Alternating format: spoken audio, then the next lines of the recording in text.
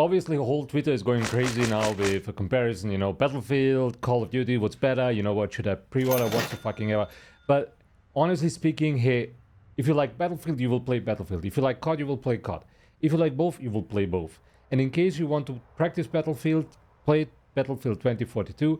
And there's a big issue when you're playing Battlefield in general, like it is with Battlefield 6. If you do not change the config file or you don't create a user config file, your PC tends to be like super high loaded, or you get a lot of FPS drops, etc.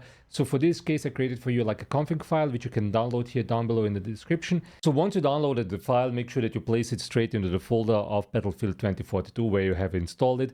But there's another thing that you might need to adjust, and this is basically the amount of threads that you're using. So in my example, I'm using a 5800 X3D from AMD as a CPU, so my processor count as well as my max processor count is 16, or is better set to be 16.